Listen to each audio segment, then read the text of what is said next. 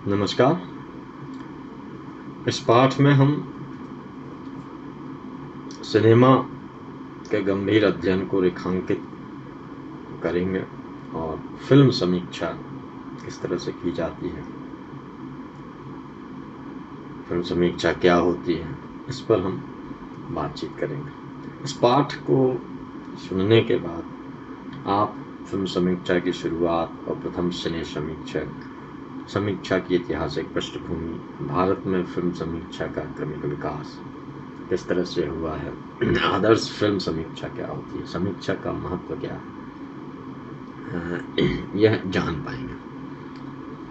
Cinema का प्रसार आज इतने व्यापक रूप में हो गया है कि सिनेमा आज समाज पर जितना अधिक प्रभाव छोड़ता है उतना अन्य कोई कला माध्यम नहीं छोड़ता।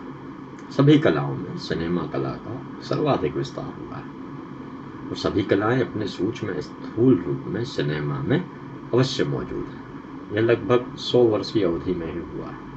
अभिव्यक्ति के समस्त रूपों में अगर सिनेमा सबसे आगे है तो इसके पीछे कई ख्यात नाम और बेनाम फिल्मकारों की वर्षों की सतत साधना तो है ही, साथ ही सिनेमाई चरित्रों में खुद को तलाशने की दर्शकों की अपनी ललक और उत्कंठा भी है।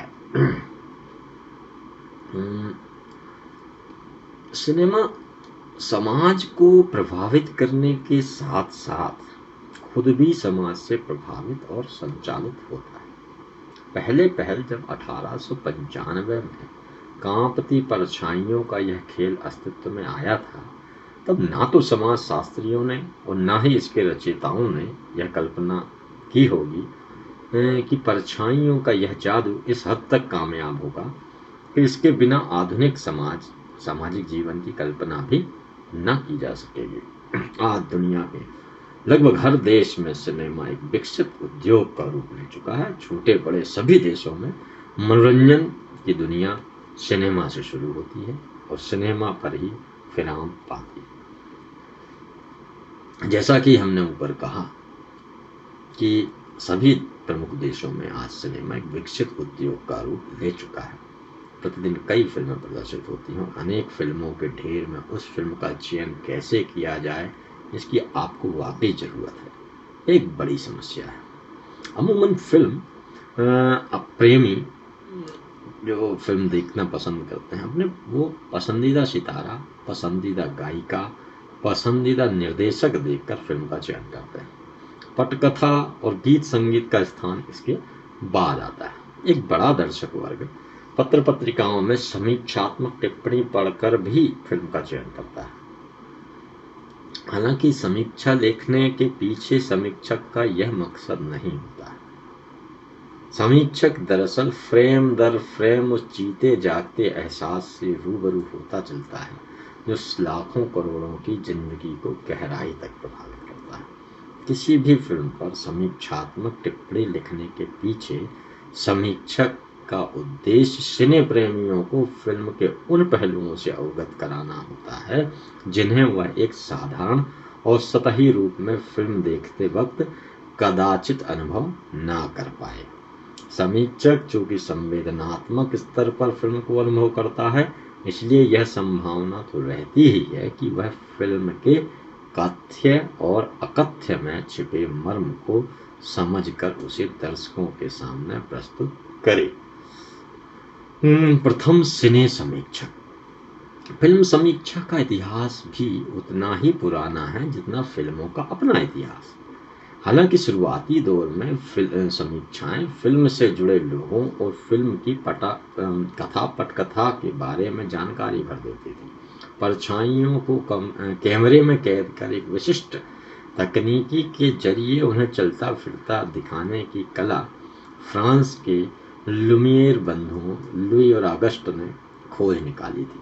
दिसंबर 1895 में उन्होंने पेरिस में कुतूहल से निहारते सैकड़ों लोगों के बीच अपनी लघु फिल्मों का प्रदर्शन किया।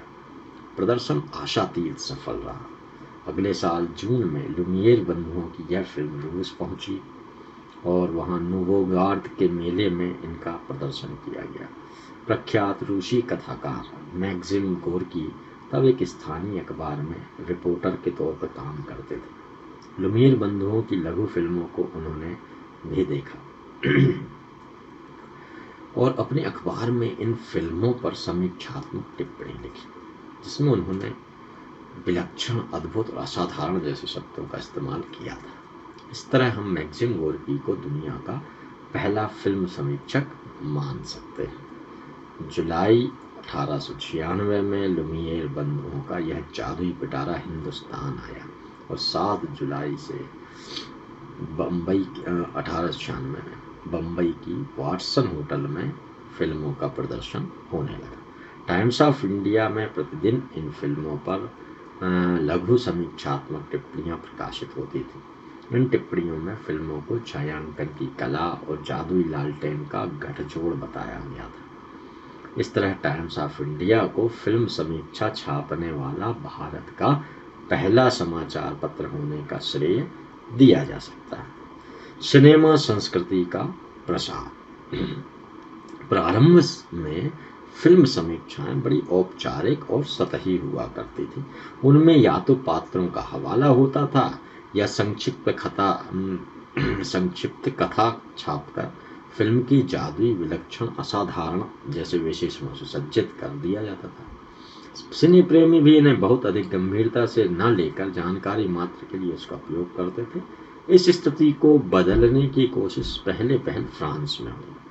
60 के दशक में वहाँ गंभीर फिल्म समीक्षकों की एक पीढ़ी उभरने लगी, जिसने सिनेमा को महज परछाइयों का खेल मानने से इनकार कर दिया और एक नई बहस की शुरुआत की।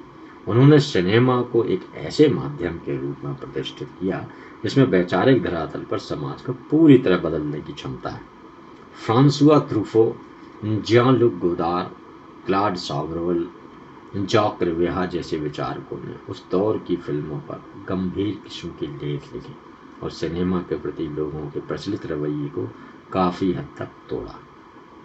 इनमें भी फ्रांसुआ ट्रूफो की समीक्षात्मक टिप्पणियां काफ़ी प्रभावपूर्ण और विचारोत्तेजक हुआ करती थी।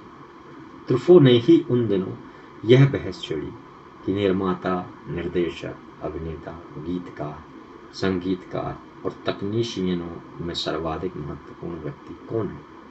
ट्रूफो की बहस में वे लोग भी शामिल हुए जो फिल्म निर्माण से संबंधित नहीं थे। उन्हीं दिनों यह स्थापित हुआ कि निर्देशक ही फिल्म के लिए सर्वाधिक महत्वपूर्ण व्यक्ति है। अब तो अमेरिकी फिल्मों की फ्रांस की फिल्मों से तुलना की जाने लगी और हॉलीवुड की पुरानी फिल्मों की धूल झाड़कर उन्हें नए सिरे से जांचा परखा जाने लगा। हिंदी सिनेमा के इतिहास लेखक मोहन चड्ढा का कथन है कि फिल्म समीक्षक के रूप में फ्रांसुआ ट्रूफो का महत्व इतना बढ़ गया था कि अमेरिका से उसे बुलावे आने लगे। अमेरिका ने अल्फ्रेड हिचकॉक को दुनिया का श्रेष्ठतम निर्देशक साबित करने के लिए ट्रूफो को अपने यहाँ बुलाया और हिचकॉक के साथ उसका एक लंबा इंटरव्यू कराया।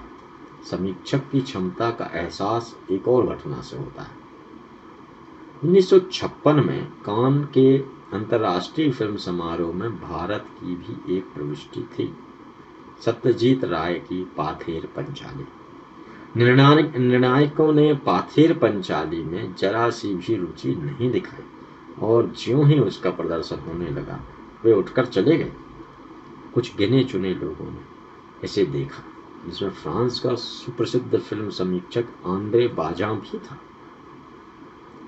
अगले दिन के अखबारों में बाजां की जो रिपोर्ट प्रकाशित हुई उसमें बाजां ने पाथेर पंचाली के लिए लिखा कि किस प्रकार जूरी इस फिल्म को अनदेखा कर एक नए निर्देशक के साथ विश्वासघात कर रही है। बाजां की टिप्पणी का असर हुआ, फिर से शो हुआ और निर्णायकों ने पाथेर पंचाली को देखा। जब पुरस्कारों की घोषणा हुई तो पाथेर पंचाली को सर्वोत्तम मानवीय दस्तावेज का सम्मान देने का ऐलान किया गया। फिल्म समीक्षा एक स्वतंत्र विधा।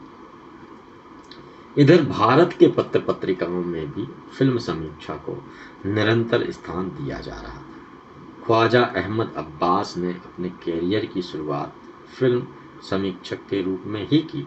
सन 1935 में वे बम्बई क्रॉनिकल से जुड़े और कई सालों तक फिल्मों पर समीक्षात्मक टिप्पणियां लिखते रहे। उन दिनों ज़्यादा अखबार फिल्म समीक्षा छापते अवश्य थे, मगर गंभीर और विचारपरक समीक्षा छापने में उनकी रुचि नहीं थी। अधिकांश अखबार फिल्म प्रदर्शकों द्वारा भेजी गई समीक्षा को ज्यों का त्यों छाप देते थे। सिर्फ स्टेटमेंट ऐसा पत्र था जो प्रदर्शकों द्वारा भेजी गई समीक्षा में फेरबदल किया करता था।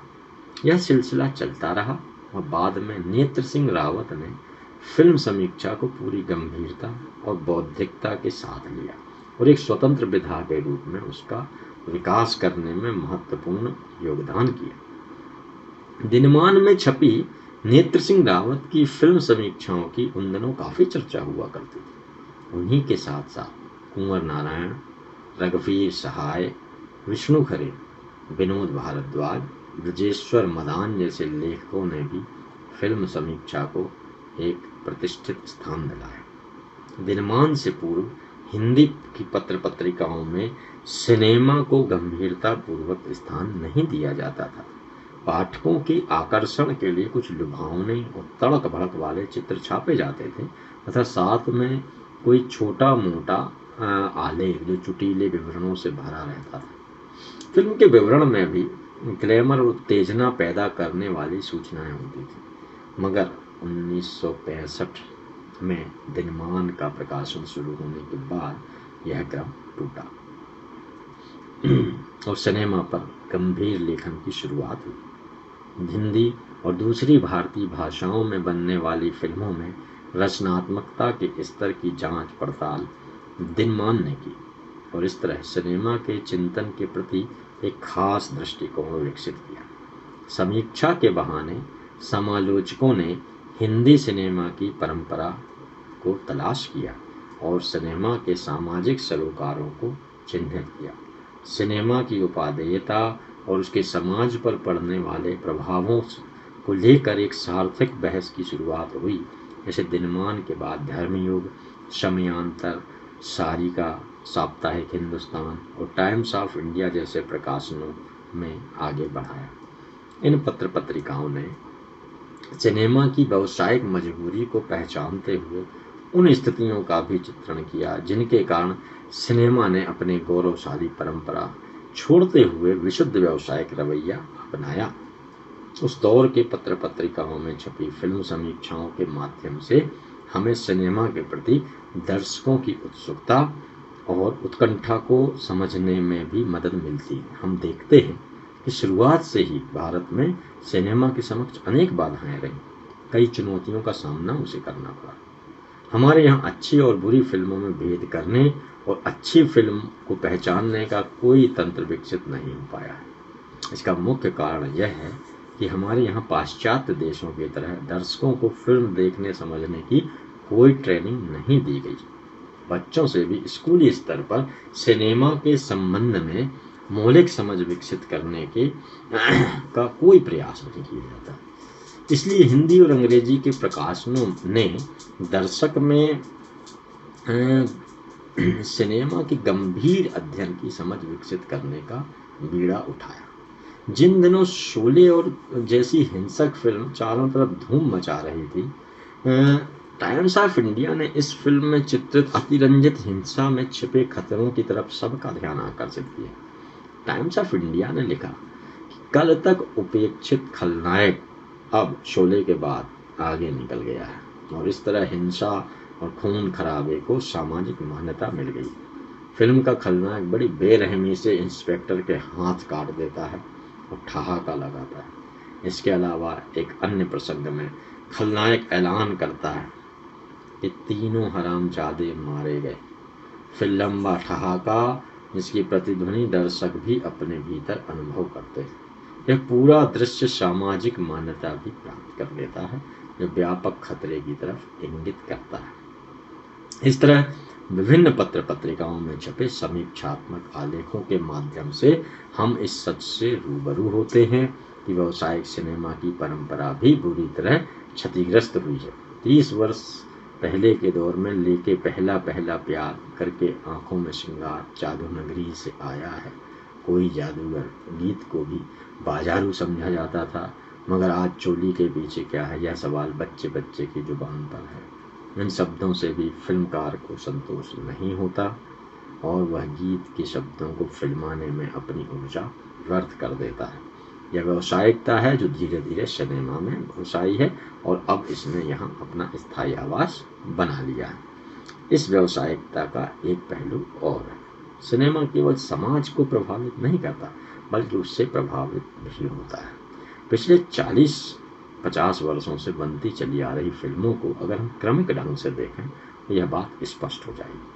पहले जब गांव फिल्मों में केंद्र में हुआ करता था तो उस समय जमींदार फिल्मों के खलनायक हुआ करते थे। बाद में यह स्थान स्मगलरों ने ले लिया और आज जबकि राजनीति जीवन के हर क्षेत्र पर हावी है तो हमारे राजनेता फिल्मकारों के पसंदीदा खलनायक। इसी तरह समाज में नारी चेतना को लेकर जो बदलाव आया है उसे भी हम फिल्मों में देख सकते हैं।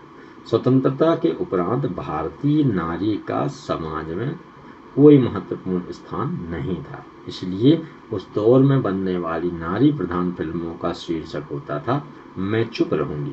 आज की फिल्मों का शीर्षक है जख्मी औरत। कहने का तात्पर्य यह है कि समाज में समय समय पर जो बदलाव आते रहे सिनेमा उन्हें प्रतिबिंबित करता रहा और पत्र पत्रिकाओं के समीक्षा स्तंभों के माध्यम से दर्शक उन्हें पहचानते रहे। फिल्म समीक्षा का स्तंभ आजकल लगभग हर समाचार पत्र पत्रिका में नियमित रूप से प्रकाशित किया जाता है। फिल्म पत्रिकाओं का तो यह विशिष्ट आकर्षण है ही, दूसरी तमाम पत्रिकाएं भी नई प्रदर्शित फिल्मों की समीक्षा को बराबर स्थान देती हैं। पटकथा जैसी पत्रिकाओं ने फिल्म समीक्षा को शास्त्रीय सौंदर्य प्रदान किया है। सरकारी तौर पर फिल्म समीक्षा को मान्यता मिलने का काम बहुत बाद में हुआ। 1949 में सरकार ने पाटिल फिल्म निरीक्षक कमेटी बनाई थी। इसने 1951 में अपनी रिपोर्ट दी। पाटिल कमेटी ने सुझाव दिया था कि सर्वोत्तम फिल्म समीक्षा, सर्वोत्तम अभिनय, श्रेष्ठ तकनीकी प्रयासों, सर्वोत्तम फिल्म समीक्षा, फिल्म स्तर पर सर्वोच्च पुस्तक और सर्वोत्तम फिल्म कथा आदि को वार्षिक पुरस्कारों से सम्मानित किया जाए। 2 वर्ष बाद 1953 से सरकार ने फिल्म कर्मियों और फिल्मों के लिए राष्ट्रीय पुरस्कार प्रारंभ कर दिए, परंतु सर्वोत्तम फिल्म समीक्षा अथवा फिल्म पत्रकारिता का फिल्म विधा पर सर्वोत्तम पुस्तक को पुरस्कृत करने का काम 1981 से किया गया। श्रेष्ठ फिल्म समीक्षा के अनिवार्य तत्व क्या है? अब सवाल उठता है कि श्रेष्ठ फिल्म समीक्षा किसे माना जाए। इस बारे में समीक्षकों की अलग अलग राय हो सकती है, परंतु एक बात पर कदाचित सब सहमत होंगे कि एक श्रेष्ठ फिल्म समीक्षा वही है जिसे सिने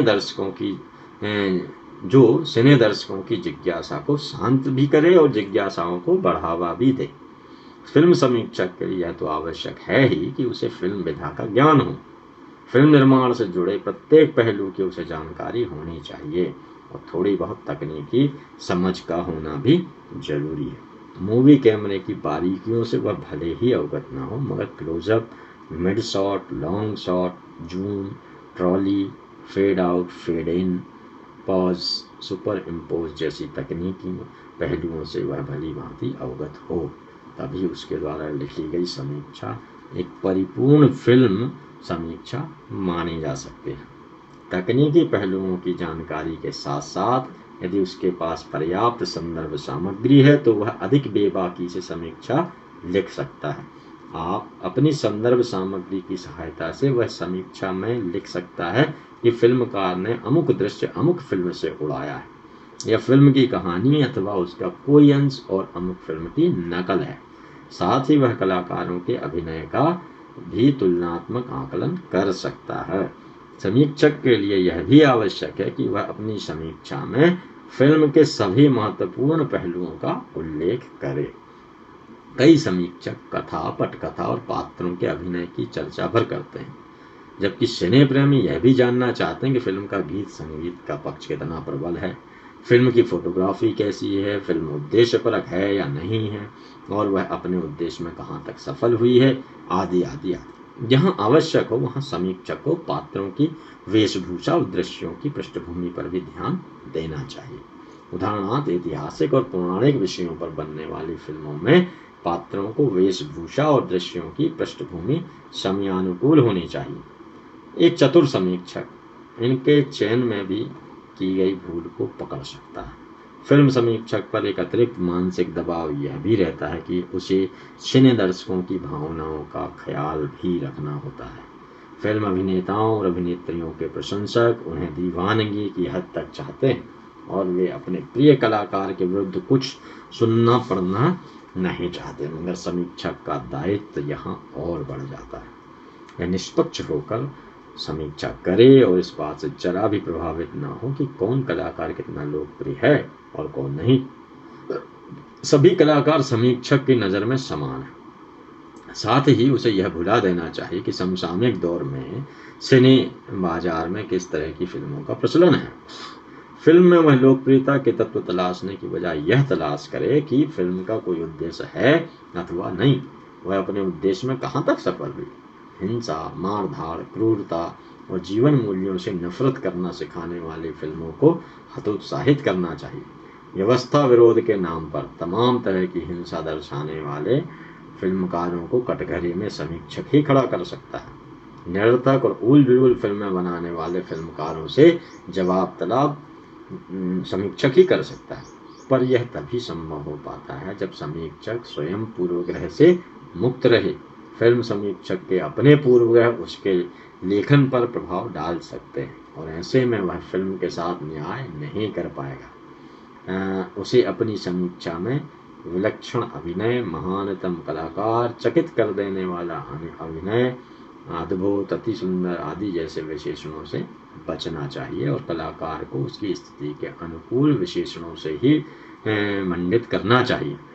फिल्म समीक्षा का शीर्षक भी उपयुक्त और प्रभावी होना चाहिए। जहाँ तक संभव हो शीर्षक में ही फिल्म का नाम शामिल कर लिया जाना चाहिए ताकि पाठक सीधे ही आकर्षित हो जाए।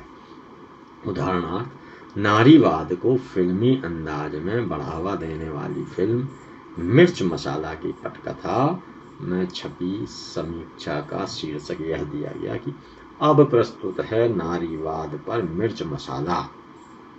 इससे पाठक तुरंत समझ जाता है कि नारीवाद पर एक सतही फिल्म है मिर्च मसाला। समीक्षा की शुरुआत में समीक्षक को उन तमाम उद्देश्यों का जिक्र कर लेना चाहिए जिन्हें लेकर फिल्म बनाई गई है। साथ ही यह भी कि फिल्म अपना प्रभाव छोड़ने में कहाँ तक सफल हुई है। उदाहरण के लिए फिल्म पत्रिका माधुरी में छपी कि दहलीज की समीक्षा की शुरुआत कुछ इस तरह की है। अपनी कतिपय कमजोरियों के बावजूद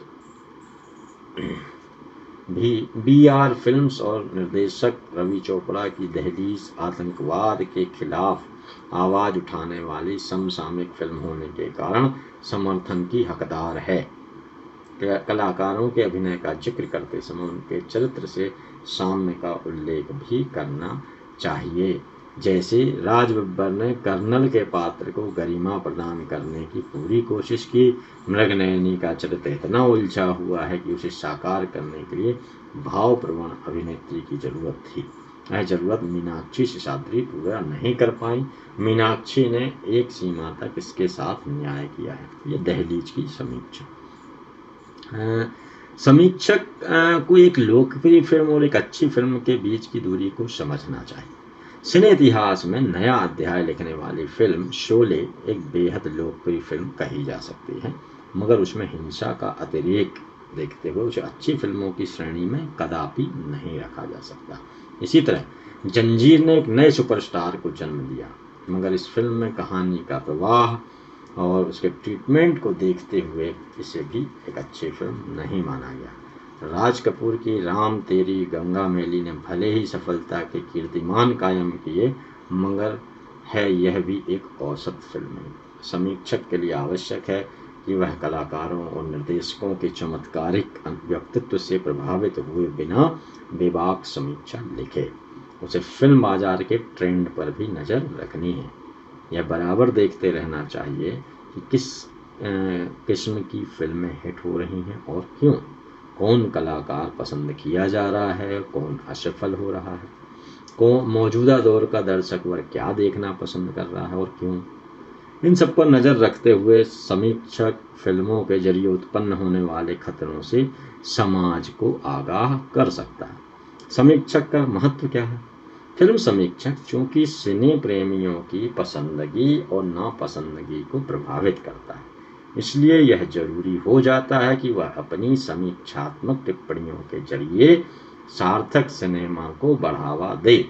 सार्थक सिनेमा को परिभाषित करना थोड़ा मुश्किल है, मगर मोटे तौर पर इसका अर्थ हम उन फिल्मों से लगा सकते हैं जिनमें रंग बिरंगे कल्पना लोक की बजाय जिंदगी से जुड़े फिल्मकारों की अपनी प्रतिबद्ध विचारधारा होती है और अपनी फिल्मों के जरिए वे इस विचारधारा को ही आगे बढ़ाते हैं। समीक्षक इस काम में उनका मददगार साबित हो सकता है। आपकी सुविधा के लिए आप कई फिल्मों की समीक्षाएं देख सकते हैं। अंत में कहा जा सकता है कि फिल्म समीक्षक की आंखों के जरिए सिने दर्शक फिल्म को देखना सीखते हैं, इसलिए समीक्षक पर वह बड़ा दायित्व आ जाता है कि वह जन सामान्य की भावनाओं का सम्मान करते हुए उन्हें संसार की इस महान कला के प्रत्येक पहलू से परिचित कराएं और फिल्म कला को जन जन तक पहुंचाने के महती काम में रचनात्मक हिस्सेदारी निभाएं। फिल्म न समाज को बदल सकती है, न क्रांति ला सकती है, मगर यह समाज के बहुत बड़े वर्ग में वैचारिक क्रांति के बीज अवश्य बो सकती है। इस तथ्य को ध्यान में रखते हुए समीक्षक ऐसे रास्ते अवश्य खोल सकता है जिन पर चलकर अंतिम विजय हासिल की जा सकती है। आप फिल्म समीक्षा को और अधिक समझने के लिए आप हिंदी सिनेमा का इतिहास मनमोहन चड्ढा की किताब है, Indian cinema past and present Firoz Rangoonwala की, विनोद भारद्वाज की नया सिनेमा, श्री राम ताम्रकार की फिल्म विशेषांक, हिंदी सिनेमा का सच समकालीन कलकत्ता से छपी थी, इंडियन सिनेमा, इन किताबों का भी को आपको अवश्य पढ़ना चाहिए ताकि फिल्म समीक्षा की और बारीकियों की आपको जानकारी मिल सके।